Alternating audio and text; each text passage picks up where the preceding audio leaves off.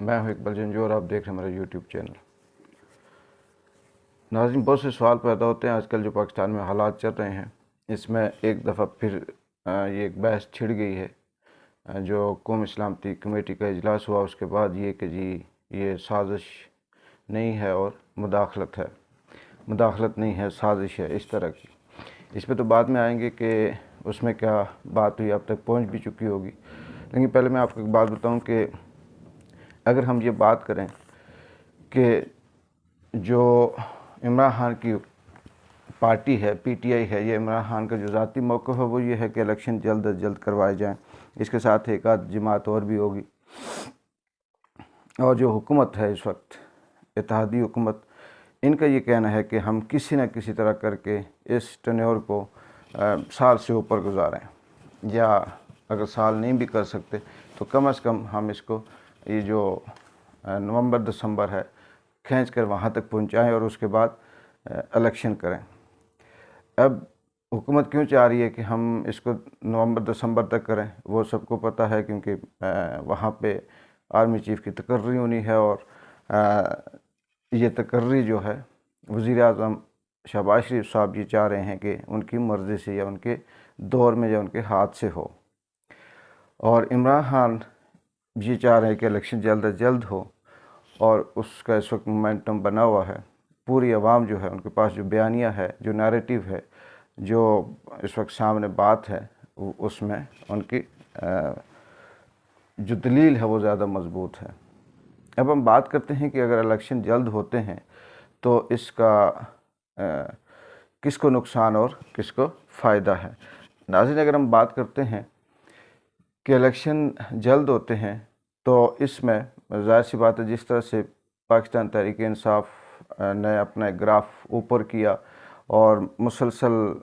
अवाम को लाहौर, पेशावर, कराची, इस तरह की बड़ी तादाद में जमा करके और फिर सोशल मीडिया पे ख़िताब करके, यूट्यूब पे और इस तरह से करके लाखों की तादाद में लोग उनको देखते और सुनते हैं और निकलते हैं। तो अगर with in month, 2 month, 3 month अगर इलेक्शन होते हैं तो इसमें कहना कोई मुश्किल नहीं है कि पाकिस्तान तहरीक इंसाफ यहाँ पाकिस्तान से क्लीन स्वीप कर जाएगी। ये चीज़ मुखालफिन को भी नज़र आती है, जो हुकूमत है, इत्तेहादी जमातें हैं, इनको भी नज़र आती है। और ये किसी सूरत ये नहीं चाहते कि जल्द इलेक्शन करवाए जाएं और इसका फ़ायदा जो है वो पाकिस्तान तहरीक इंसाफ को पहुँचे। अब जो हुकूमत है जिसमें शहबाज शरीफ हैं और इनके साथ जो बाकी इत्तेहादी हैं, उनके 12-13 जमातें हैं, उनकी ये ख्वाहिश है कि ये इलेक्शन लेट हों। अब उनको लेट होने में एक तरफ से तो फ़ायदा ये से ज़्यादा ये होगा कि आर्मी चीफ़ की जो तकर्री है वो कहीं उनकी उससे हो, और मैं भी कि वो भी उनके हाथ में ना आए। जिस तरह से हालात चल रहे हैं तो शायद कि आर्मी की जो हमारे इस्टेब्लिशमेंट है, जो इदारे हैं, वो ये चीज़ इतना इनके हाथ तक ना छोड़ें। लेकिन इनको जो नुकसान है वो ये है सबसे ज़्यादा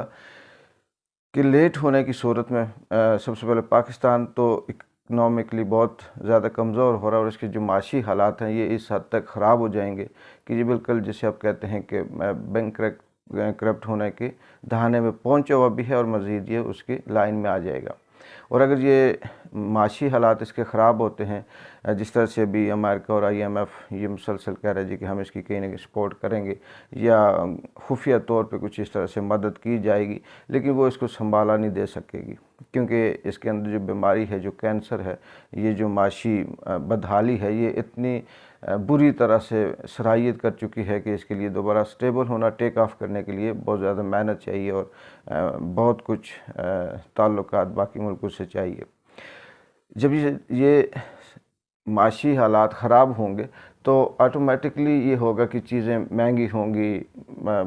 लोड शेडिंग बहुत ज़्यादा होगी जो अभी से भी शुरू है, और इसके साथ आम जो आदमी है उसकी पहुंच से ये चीज़ दूर होगी। और वही लोग, वही आम आदमी जो कल तक पाकिस्तान तहरीक इंसाफ की हुकूमत पे तनकीद करता था कि इसने ये नहीं किया, इसने महंगाई कम नहीं की, इसने एहतसाब नहीं किया, इसने जो चीज़ें थी वो बेहतर नहीं की, कर्ज़े ख़त्म नहीं किए, इस तरह की बेशुमार तनकीद है, वो वापस मौजूदा जो हुकूमत है, इत्तेहादी हुकूमत, इनकी तरफ आ जाएगी। और जब वो रुख इधर आएगा तो वो जो ब्रेन वॉश करने की कोशिश कर रहे हैं मौजूदा इत्तेहादी हुकूमत, वो उससे भी हाथ धो बैठेंगे और लोग ऐसे लोग जो इमरान खान के मुखालफ इस वक्त भी हैं वो भी वापस उसकी तरफ आएंगे कि ये सब झूठ था और महंगाई उसी तरफ जा रही है। दूसरा इनको नुकसान ये है कि ये अभी जो केस चल रहा है मुनर्रिफ अरकान का अदालत में, जिसमें सदारती रेफरेंस के हवाले से, ये भी अगर लेट होता है तो ये भी महीने 2 महीने के अंदर इसका रिज़ल्ट आ जाएगा। अगर इसका फ़ैसला आता है और फ़ैसला ये आता है जी कि इनको चाहे वक्ती नाअहल कर दिया जाए या अगले इलेक्शन में नाअहल करें, ताहयात करें, ये तो बात की बात है, लेकिन इस टेन्योर में अगर ये नाअहल होते हैं, यानी कि ये जो मौजूदा इनका वोट है ये काउंट नहीं किया जाएगा और ये डी-सीट कर दिए जाते हैं, इस सूरत में भी मौजूदा जो इत्तेहादी हुकूमत है उसको नुकसान है और उसके लिए सर पे जो लटकती तलवार है वो पहले से भी ज़्यादा तेज़ हो जाएगी। फिर इसमें ये होगा कि इसके पास ये जो ऑप्शन है ये ख़त्म हो जाएगा कि मैं किसी दूसरी जमात के, मतलब अगर कोई जमात बीच में से क्विट करती भी है तो हमारे पास मुनर्रिफ अरकान है, इनमें से लेकर हम अपने वोट पूरे कर लेंगे, उसमें ये ऑप्शन इनके पास ख़त्म हो जाएगा। फिर कोई भी एक हुकूमत, इत्तेहादी हुकूमत के साथ कोई भी एक जमात, चाहे उसके साथ 2 वोट हैं 3 वोट हैं, वो भी साइड पे हो सकती है और इस तरह से इनको अदम एतमाद इनका ये खो जाएंगे और फिर बात वहीं इलेक्शन की तरफ जाती है। तीसरी जो बात है वो ये है कि जैसे दोबारा से सलामती कौंसल का जो इजलास हुआ जिसमें शहबाज शरीफ साहब ने बड़ी ज़ोर देकर वो इजलास बुलाया और उसमें ये था कि इनका कहना ये था कि जी थोड़ा सा हम आर्मी से भी कहेंगे कि इस मामले को थोड़ा वो किया जाए, नरम किया जाए, और जो सफारतकार था, जो मुबस्सर था पाकिस्तान का वहाँ पे अमेरिका में, जिसने ये सारा मरासला भेजा था, उसको भी बुलाया गया और वो भी वहाँ मौजूद था। पहले तो ख़बरें चलती रही कि उसको बड़ा दबाव था, उसे ये कहा गया कि जी तुम ये कहो कि ये मुझसे लिखवाया गया है, लेकिन बात वही है, सीधी सी बात है कि जब हम अपने मुल्क की खातर कट सकते हैं, मर सकते हैं, शहीद होते हैं, इसके लिए जान दे देते हैं, तो ये झूठ बोलकर अपने उस सारी ज़िंदगी की जो मेहनत होती है उसको कोई भी बाशऊर शख्स ज़ाया नहीं करता। उन्होंने भी कमाल से जवाब दिया, उन्होंने कहा जी कि ये जो मीटिंग्स हैं, ये जो मिनट्स हैं, ये सही हैं, ये सच हैं और ये बिल्कुल मुदाखलत है, और मैं कैसे ये कहूँ कि ये सब सही नहीं है और ये गलत है। जब ये बात हुई तो एक दफ़ा फिर जो वहाँ इस्टेब्लिशमेंट और दीगर जो इदारे थे जिन्होंने अपना पहले से भी एक एलामिया जारी किया हुआ था, उन्होंने भी एग्री किया। उन्होंने कहा जी कि ये जो हमने पहले अपनी इस मीटिंग में एलामिया जारी किया था वो एज़ इट इज़ वही है और हम उसको एग्री करते हैं, एंडोर्स करते हैं। इससे जो पाकिस्तान तहरीक इंसाफ थी, उनके जो मेंबर थे या जो हुकूमती जो अरकान हैं, उनको बड़ा वो पहुंचा, सहारा पहुंचा कि ये दोबारा से फिर से उसी बात पे आए हैं और ये मुदाखलत हुई है। और जो हुकूमत है, जो इत्तेहादी सारे मिल के इस वक्त बैठे हुए हैं, उन्होंने ये कहा कि नहीं जी इसमें कहीं साजिश का लफ्ज़ नहीं है। ये बात जब सुनते हैं तो हंसी भी आती है और अफसोस भी होता है और दुख होता है कि या तो फिर जानबूझ के ऐसा कहा जाता है कि वो बात पकड़ लो जो उसके अंदर नहीं है और ये कहो कि जी इसमें साजिश नहीं है, बस मुदाखलत को दफ़ा करो, गोली मारो, मुदाखलत नहीं है। इसमें बेशुमार ऐसी बातें हैं कि इन मुदाखलत और साजिश के दरमियान फिर से मीडिया पाकिस्तान के इस पर बहस कर रहा है कि कौवा हलाल है या हराम है। मुझे थोड़ा सा अफसोस भी होता है कि अपने मतलब की खातर, अपनी ज़ात की खातर, अपने मुफाद की खातर इन्होंने पूरे मुल्क को इसको दाव पे लगाया हुआ है और साजिश और मुदाखलत के दरमियान ये जंग कर रहे हैं। आखिर में मेरा एक दोस्त था, मैं उसकी एक एग्ज़ाम्पल दूंगा बड़ी थोड़ी सी माज़रत के साथ। वो उस तरह से है, मुदाखलत और साजिश के हवाले से दोस्त था, उसका आगे एक दोस्त था, वो लाहौर में रहते थे और बड़ी अच्छी उनकी ज़िंदगी गुजरती थी। शादी की हुई थी, जो मेरा दोस्त था उसने, तो नॉर्मली वो जॉब शॉप पे जाते आते, तो उसका जो दूसरा दोस्त था उसने आस्ता आस्ता उसके साथ दोस्ती की, उसके घर में आना जाना शुरू किया और फिर आने जाने के साथ साथ वो कभी घर में आता और गाड़ी उसके पास होती, वो उसकी फैमिली को साथ उसको भी ले जाता, होटल में खाना खाते। 1 दिन 2 दिन 4 दिन, महीना 10 दिन, साल गुजरते रहे। वो जब सारी चीज़ उसके बच्चों को फ्रूट तोहफे शोफे ये सब कुछ देता रहा, एक वक्त ऐसा आया कि वो जो मेरा दोस्त था वो भी जानने वाला था, उसकी बीवी ने कहीं उससे लड़ाई की और उसने कहा कि उसने इस तरह से हंगामा बर्पा कर दिया। हंगामा बर्पा करने के बाद उसने कहा जी कि मैंने तुम्हारे साथ नहीं रहना, मैं ये हूँ, मैं वो हूँ, मैं इस तरह से। वो अदालत चली गई और जब अदालत गई तो उसने खुला ले लिया और बाद में कोई चंद माह गुजरे तो उसे पता चला कि उस औरत ने उसी दोस्त के साथ शादी की जो उसका दोस्त था।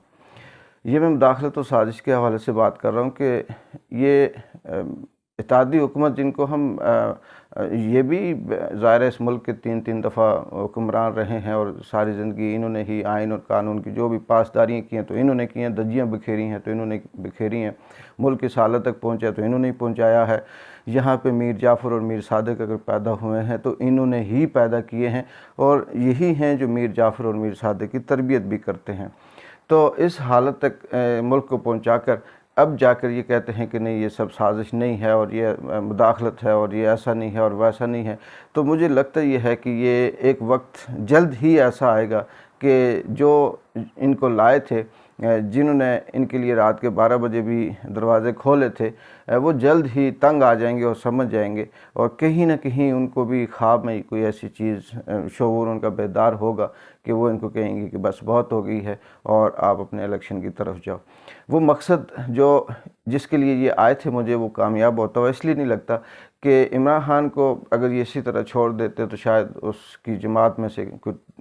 टिकट लेने के लिए भी तैयार ना होता। इस तरह उसका ग्राफ और उसकी जो रैपो थी वो गिरी हुई थी। लेकिन इस सारे प्रोसेस ने जिसने इमरान खान को गिराने की कोशिश की है, नाकाम करने की कोशिश की है, उसकी सारी चालें उल्टी हो गई और बजाय वो नाकाम होने के वो आसमानों की मतलब बुलंदियों को छू रहा है। और इस वक्त अगर वो बाहर निकलता है तो इन सारी जमातों को बीट करता हुआ इलेक्शन जीत सकता है और यही चीज़ उनको नज़र आ रही है जिसकी वजह से कोशिश कर रहे हैं कि 2-4-6 महीने आगे गुजारा जाए। लेकिन ये गुजरते हुए लग नहीं रहे क्योंकि इसमें माशियात बहुत बड़ा फैक्टर है, वो भी सामने आएगा। इत्तेहादियों का आपस में मिलजुल कर रहने का भी बहुत बड़ा इशू है, ये भी सामने आएगा, नहीं रह सकेंगे। और इसके साथ साथ आए रोज़ ये जो महंगाई है और बिजली की लोड शेडिंग है ये एक दफ़ा फिर से शुरू होगी और ये फिर प्रॉब्लम में आ जाएंगे, ये नहीं रह पाएंगे। देखते हैं कि आगे क्या डेवलपमेंट होती है और उसके साथ साथ आपको अपडेट करते रहेंगे। तब तक के लिए इजाज़त दें, अल्लाह हाफिज़।